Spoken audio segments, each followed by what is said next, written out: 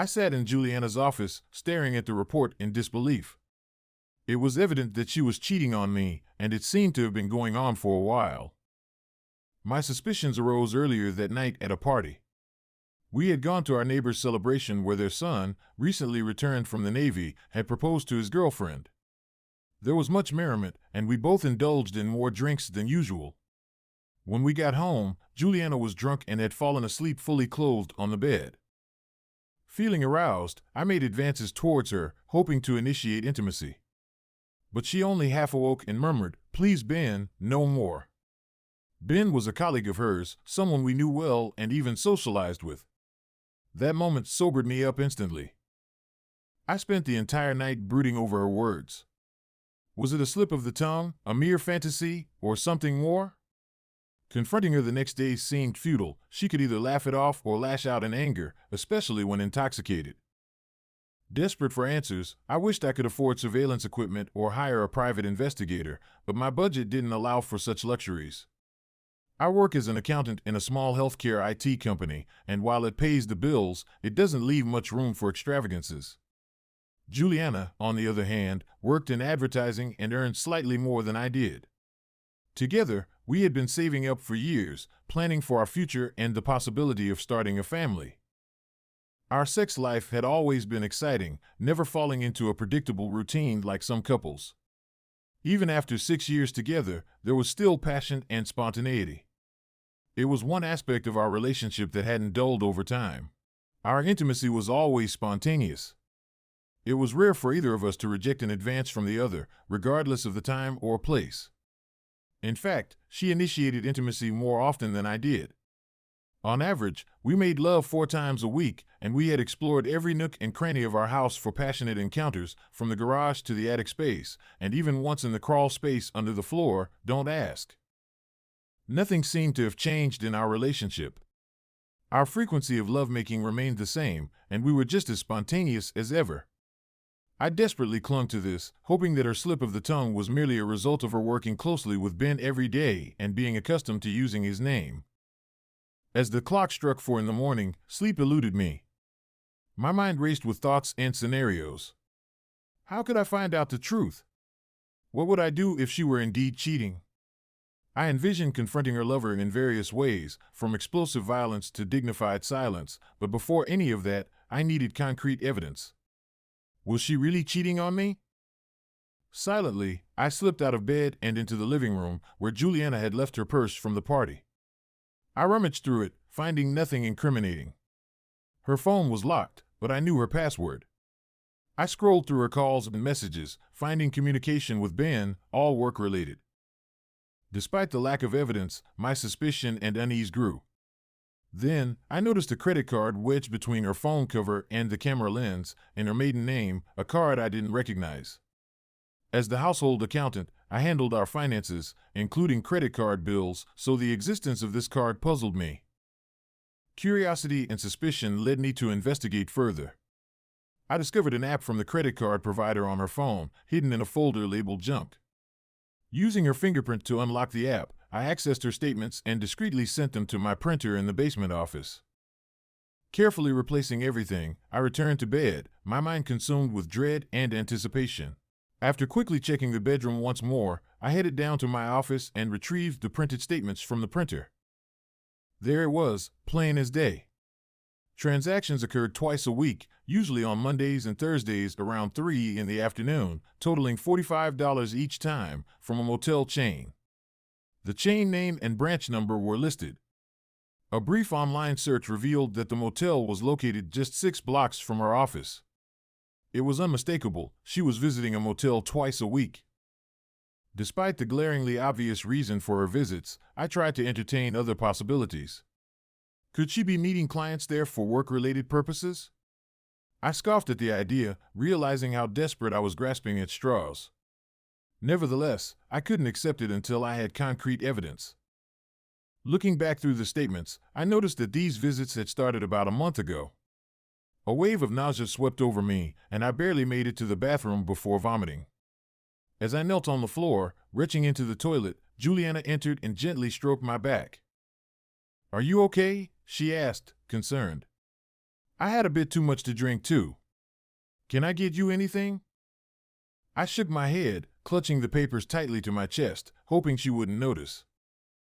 I just need some time, I managed to say. Go back to bed. I'll be there shortly. All right, she replied sleepily, kissing the back of my head before leaving. I stayed in the bathroom for another 15 minutes, waiting for the nausea to pass, then returned to my office, hiding the statements among other paperwork. Back in the living room, I couldn't bring myself to enter the bedroom. Instead, I sank onto the sofa, staring blankly at the wall. Thoughts raced through my mind, stubbornly clinging to the hope that she wasn't having an affair, yet unable to fully confront the reality. I needed more proof, more certainty. I also contemplated what I would do if she was indeed cheating. I knew Ben, a friendly, towering figure who had served in the Air Force. His wife Mary was a joy, and their daughter Tabitha called me Uncle Ste. Divorce seemed inevitable, but it would mean financial loss for both of us. The house would need to be sold, retirement accounts split. Without children, the financial repercussions might not be as severe, but it would still be a blow. I decided to research online about DIY divorces, hoping that if Juliana didn't contest it, we could minimize the financial fallout. Divorce, was that really what I wanted? No, absolutely not. I loved Juliana with every fiber of my being. But I couldn't stay in a relationship where the love wasn't reciprocated. I'd go to great lengths for her, even take a bullet if necessary. That's how deep my love for her ran. But I doubted she felt the same way. She was involved in something, but it certainly wasn't risking bullets for me. Another wave of nausea washed over me, but I managed to calm myself with a few deep breaths. Determined to gather information about divorce, I decided to browse the internet, but ended up falling asleep instead. Juliana woke me up later with a glass of water and a couple of Tylenol tablets, her face etched with concern. I must have looked awful, having slept for 3 hours straight. My head throbbed, my body ached from the uncomfortable sofa position, and on top of it all, I had just discovered my wife's infidelity. "How are you feeling?" she asked, her voice filled with sympathy.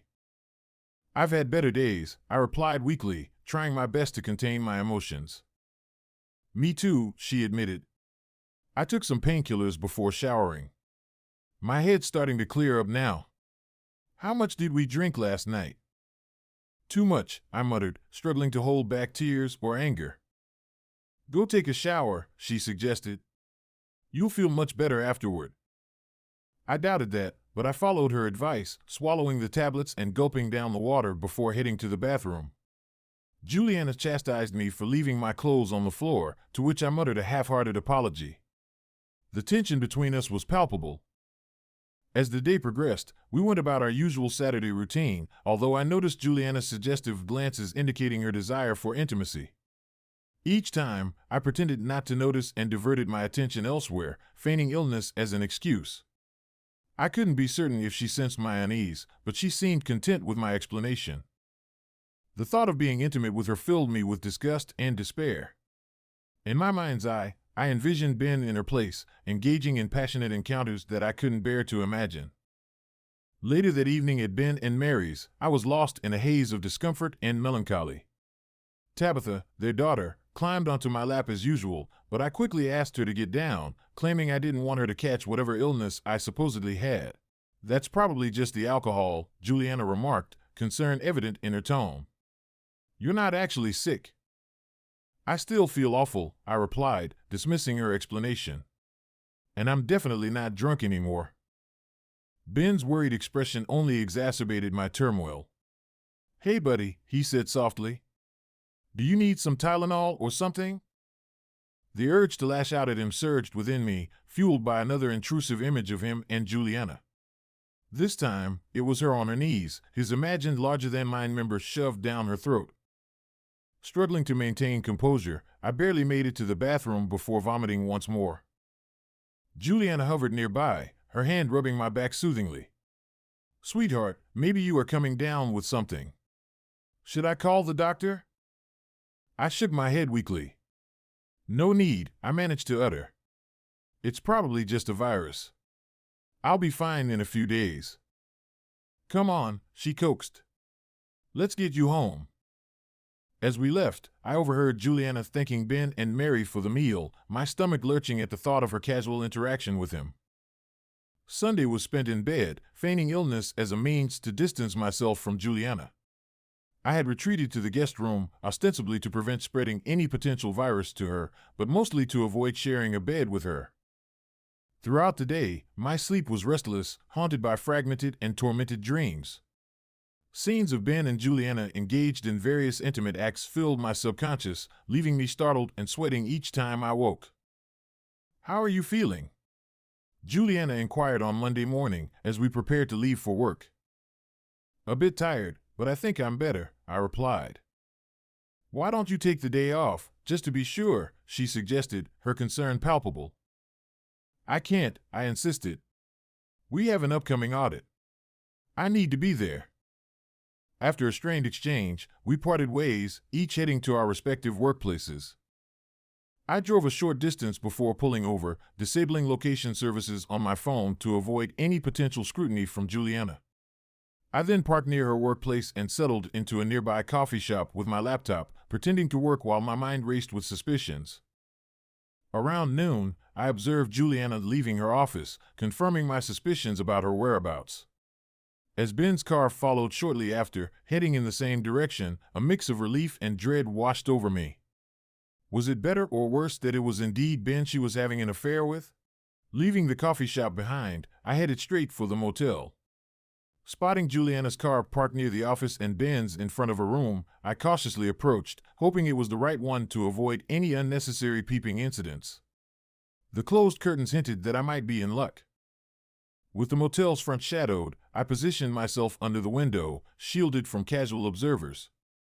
Straining to listen, I could discern voices, but not their content. Carefully, I raised my phone's camera to capture evidence through the gap beneath the curtains. From my vantage point, I witnessed Juliana and Ben engaged in intimate acts, dispelling any lingering doubts. The images and video I captured would serve as irrefutable proof.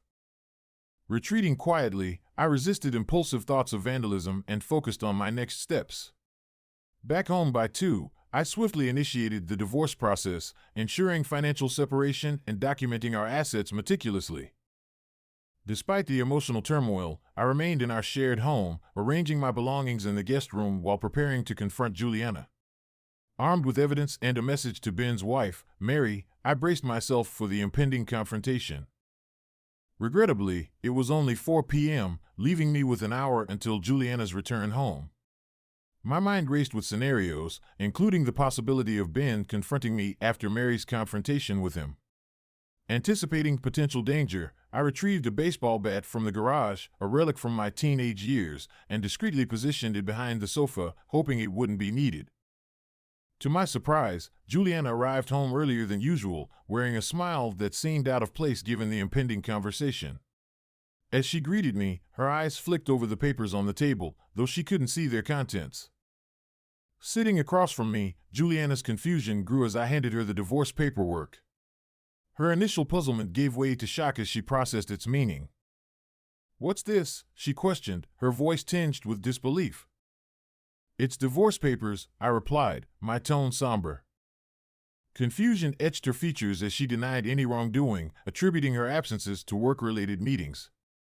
But when confronted with the credit card statements detailing visits to the motel, her defensiveness escalated. As accusations flew, tensions mounted. I questioned the nature of her alleged meetings, skeptical of her explanations.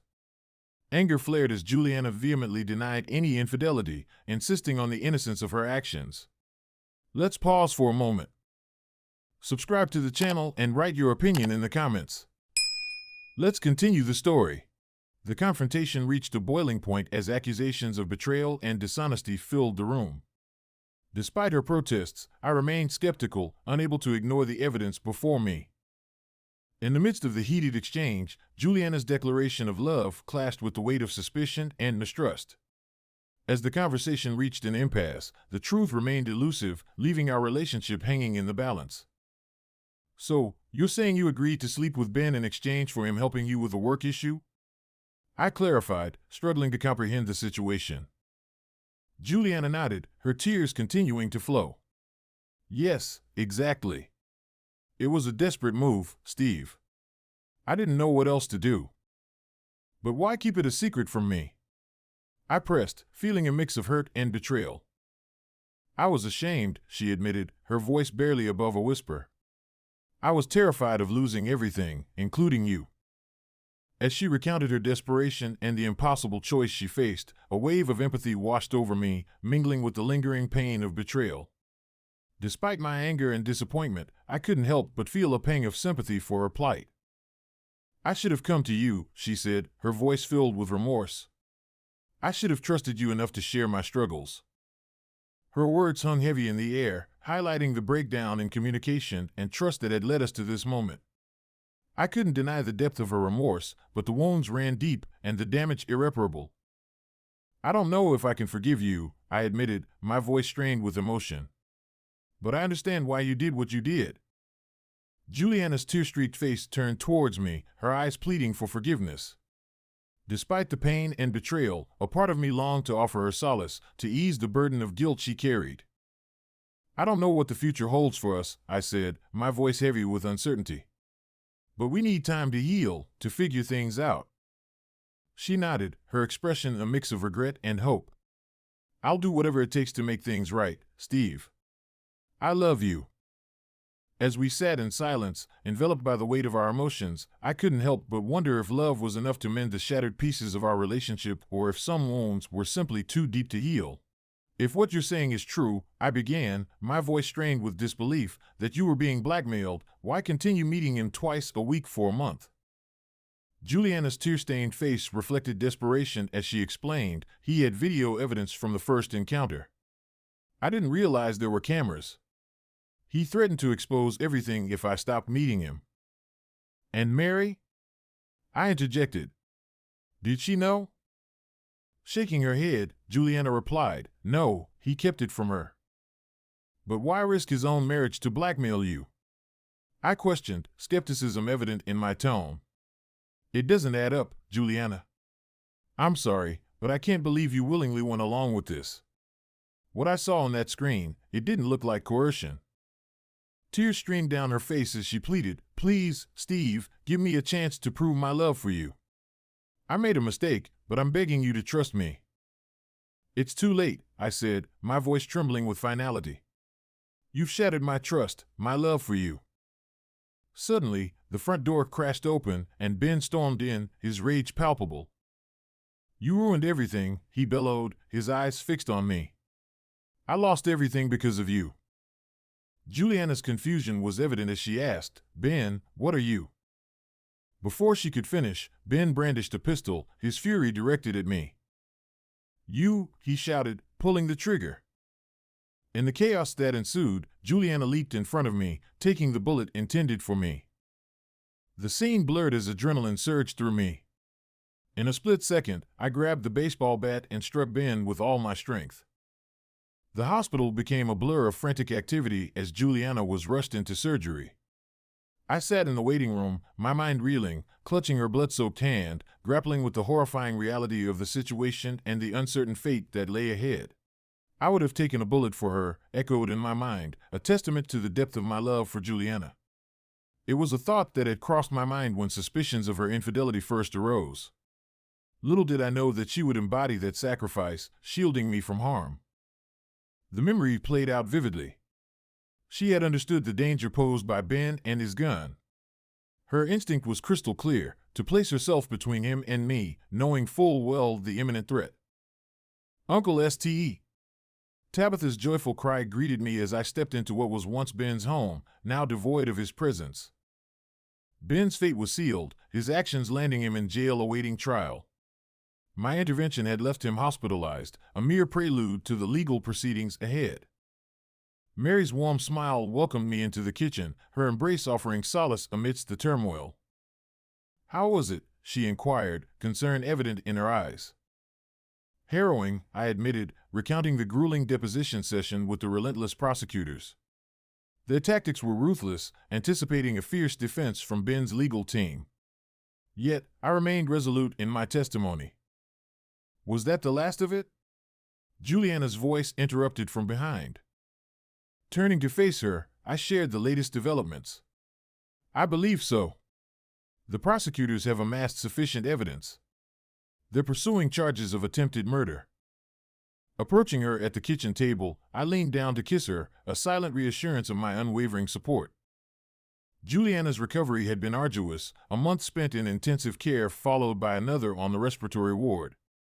Even now, she required assistance with daily tasks, relying on Mary's invaluable aid during my absences. The pivotal moment came during Juliana's hospitalization, when Mary unearthed damning evidence from Ben's phone. One file, meticulously edited, depicted Juliana's coerced participation, shedding light on her ordeal. Yet, it was Juliana's selfless act of bravery, taking a bullet intended for me, that affirmed her innocence in my eyes. Her sacrifice mirrored the depth of my love for her, a love that transcended doubt and uncertainty. As I whispered words of affirmation and love into her ear that night, a glimmer of hope emerged amidst the uncertainty of her recovery. It was a testament to the enduring bond between us, a bond forged through trials and tribulations, culminating in a love that defied all odds. Thanks for watching.